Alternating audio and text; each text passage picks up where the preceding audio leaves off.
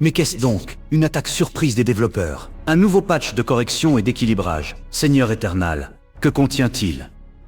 Mais qu'est-ce donc, Monsieur Coach? Qu'est-ce que c'est que cette attaque des développeurs? Comment ça? Un hotfix?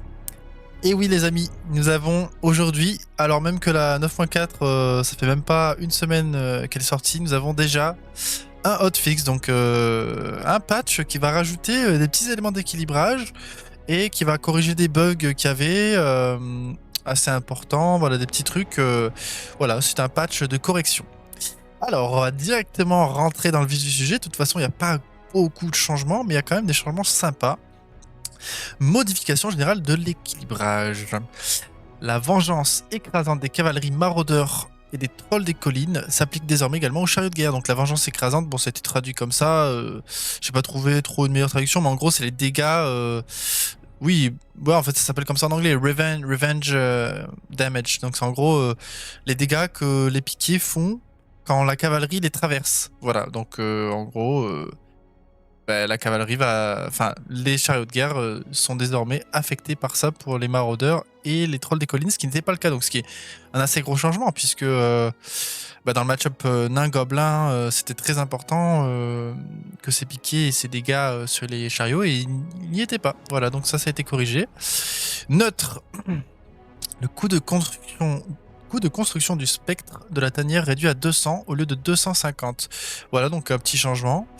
C'est vrai que c'est un peu trop cher à 250. Dégâts du creep troll des cavernes en mode rage, animation quand il meurt, réduit à 15 d'écrasement au lieu de 100 d'écrasement. Voilà, donc quand le troll des cavernes va faire son rampage, là, quand il meurt, il tape de partout, là il fera beaucoup moins de dégâts, ce qui est agréable. Voilà, c'est un petit changement de qualité de vie.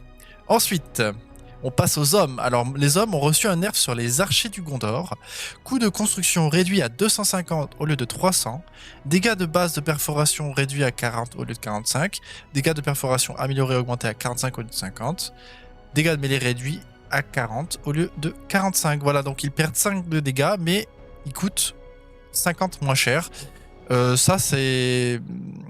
Parce que beaucoup... Alors, il faut déjà comprendre que l'équilibre du jeu est basé sur le 1v1. Hein.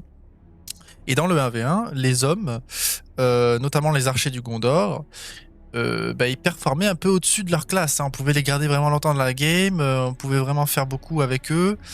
Et vraiment, c'était pratiquement les meilleurs archers de l'early game, si ce n'est les meilleurs archers. Donc en fait, c'est un nerf qui est justifié. On revient plus à des archers de Gondor un peu plus spammy, donc qui coûtent moins cher, mais qui feront un peu moins de dégâts. Alors ils vont garder leur HP, ils vont garder les buffs qu'ils avaient reçus précédemment. Donc ça reste voilà, un plus pour un moins, et on verra ce que ça donne. Je pense que c'est plutôt un bon changement de tous les côtés, ouais, de tous les bords. Ensuite, Isengard, temps de construction des hommes sauvages réduit à 22 secondes au lieu de 25 secondes. Impeccable, voilà, donc l'Isengard va retrouver un peu plus de spam. 3 secondes, on peut se dire que c'est pas grand chose, en effet, mais au début de game, ça peut changer. Hein. 22 secondes, c'est le temps de recrutement d'un orc. Voilà, donc ça vous donne à peu près l'idée. Peut-être qu'il sera réduit encore, je ne sais pas, à voir ce que les développeurs veulent faire. Ensuite, les nains. Chariot de guerre. Délai de soin du foyer réduit. Voilà, donc le foyer soignera un peu plus vite. Du moins, c'est-à-dire quand vous n'êtes pas en combat, le délai sera plus rapide. Position des emplacements du palantir du foyer de lanceur de hache changé. Voilà, donc là, un petit changement, ok. Dégâts d'invocation de sapement réduit à 125 au lieu de 230. Alors voilà, le sapement, c'est la mine qu'on invoque, le pouvoir 10. Les dégâts ont été réduits. Voilà, donc comme ça, c'est bien plus clair pour tout le monde que c'est pas un pouvoir qui est censé éliminer des hordes d'archers gobelins ou des hordes de lanceurs de hache d'Angmar. Même si ça va toujours faire des dégâts, hein, mais ça vise vraiment à être une attaque surprise sur un point sur la map et pas un tueur d'armée, quoi. Alors ensuite, nous avons les gobelins. Alors les gobelins, ils vont être contents. La santé de Gorkil, le roi gobelin, est augmentée à 3200 au lieu de 3000, donc 200 HP en plus. Voilà un petit buff vraiment sympa, franchement mérité pour Gorkil. Le bonus de dégâts du Drake de feu et de la couvée de Drake contre les chariots de combat, j'ai oublié de traduire, c'est chariots de guerre, contre les chariots de guerre est augmenté à 200% au lieu de 150%. Voilà.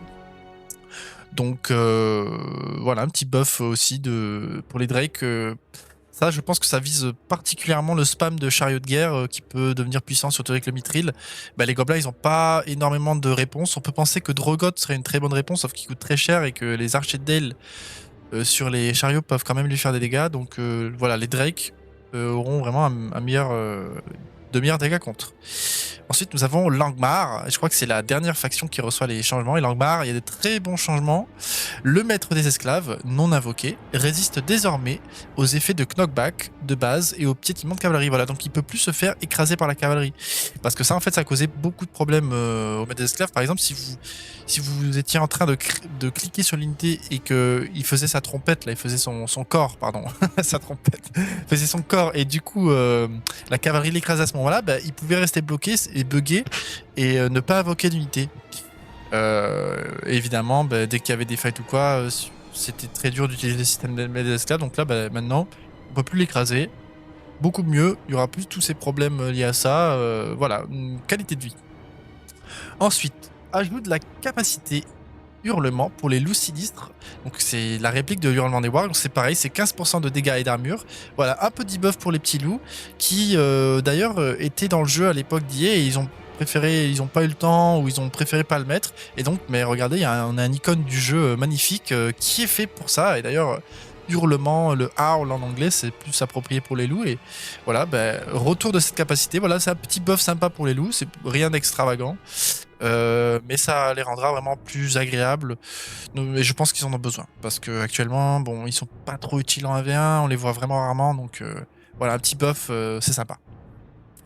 Coût de construction du roi sorcier réduit à 4500 au lieu de 5000. Voilà donc un buff pour le recrutement du roi sorcier. Pourquoi les raisons étaient simples pour les développeurs.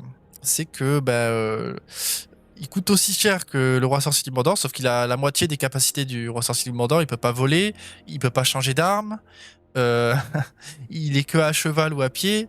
Voilà. Il a pas, certaines capacités sont un peu moins bien. Il a pas le debuff quand il vole là, donc il a le debuff à pied, ok, mais voilà, il peut pas voler, voilà. Il a pas accès à l'épée, bref. Du coup, les devs ils ont dit ok, c'est vrai que Angmar ils ont une moins bonne économie que Mordor et en plus le roi sorcier est moins bon et il coûte pareil. On va leur enlever 500 et je pense que pareil c'est justifié à voir les conséquences que ça a en V1. Je pense que ouais, on verra des rois sorciers un peu plus rapidement. Certainement, surtout qu'avec les bannières, il coûtera 4050. Donc, ouais, je pense qu'on pourra avoir des rois sorciers un peu plus souvent. Voilà, et ben voilà, c'est déjà terminé. C'est tout pour aujourd'hui. Et avec le petit cul du Mamaki là, voilà. Et j'espère que cette petite vidéo voilà, vous aura plu. Et je vous dis à la prochaine pour de prochaines vidéos. En tout cas, je prépare une grosse vidéo là. C'est pour ça que j'ai pas trop posté ces derniers jours parce que je suis en train de la préparer. Et je pense qu'elle va vous plaire. Ça va être vraiment une grosse vidéo qui va vous parler, qui va vous plaire, que vous soyez débutant ou vétéran. Il y aura plein de choses à prendre dedans. Moi-même, je me régale à l'écrire, à la faire. Donc voilà. Abonnez-vous. Laissez un petit like, laissez un petit commentaire si ça vous a plu. Et je vous fais des bisous mes chéris. À bientôt.